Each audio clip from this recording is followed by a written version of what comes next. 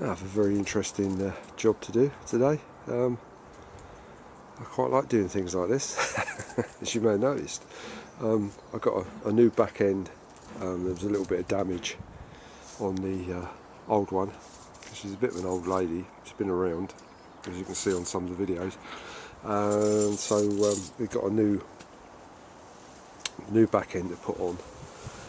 So it's just a job swapping everything round, really. Not a big job really. Undo the cables, derailleur, mudguard and frame, replace the back end, make sure it's central, and Bob's your uncle.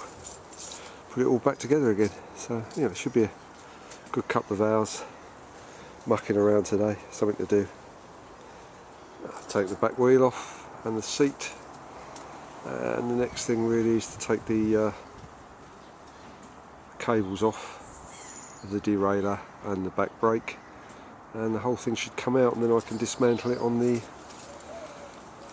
table, which make life a bit easier. There you go, that's the derailleur and the cables off. Really just got to slip the back end out.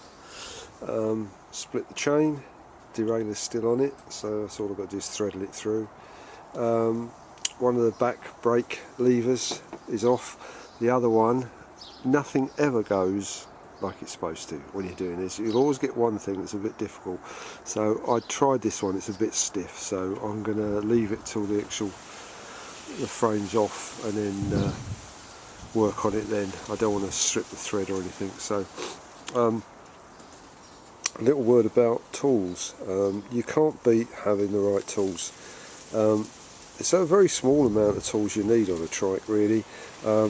One of the most handiest tools is a chain splitter tool. You know, where you just put it on the chain and bring it apart, and it just clips these little clips apart, which is handy. It saves you mucking about. I always have spare 5mm Allen keys. Get yourself a long one with a little knob on the end. They're handy. I always have about 2 or 3 of these together because they're the most commonly used Allen key on a trike. It's a 5mm, so I always have a couple of 5mm spare. A good set of Allen keys, worth it, and a chain holder. These are worth their weight in hard gold. When you're taking a link out or whatever, you just put them on and they hold the chain so it doesn't fall apart. A little hammer, tap things out basically, and I've just got a good range of spanners, all sizes. But you can't beat having the right tools, and then you can specialise for things that you need to get things out, like threads and stuff like that.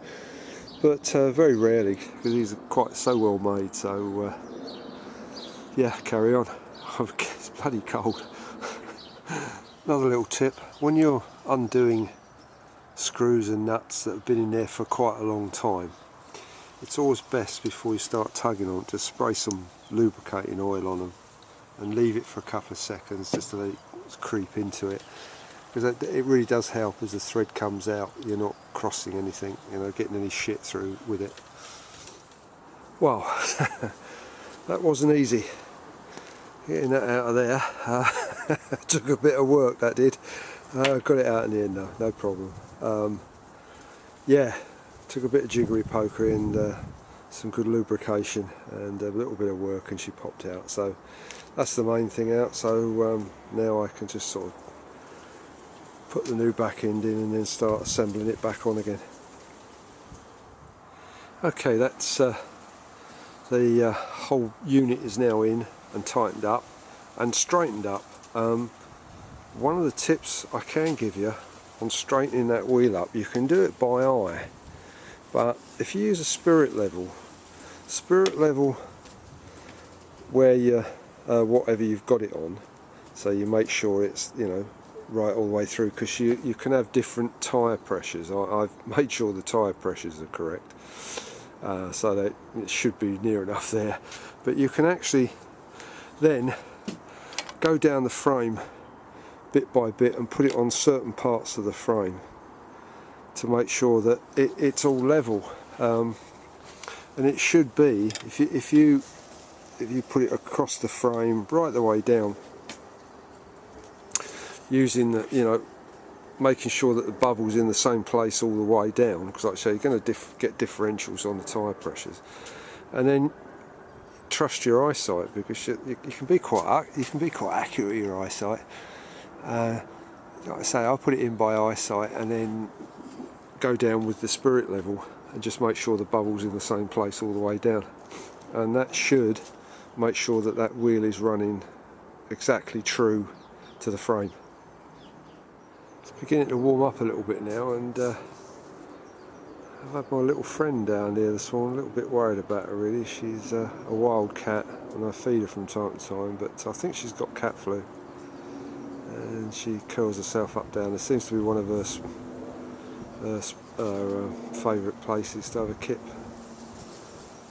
And another little tip, if you're ever going to take this out, if you want to put it back in exactly the same position it came out of, prior to taking the old one out, I just mark that up against the frame and the back end. If you put it straight on, then when it's straight on again, then it's just up against the edge of the frame.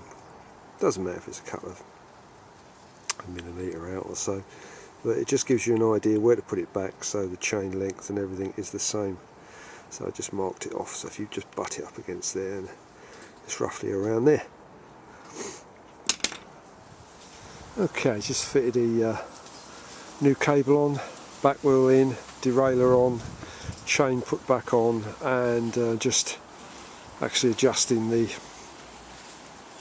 outer and inner on this one, because I think because it's a new frame, it's slightly different, so I've had to adjust the outer and inner on this because it just didn't want to go up the top. So it's only a bit though, about 1/4 inch, less than that, about 1/16 of an inch turn she was in.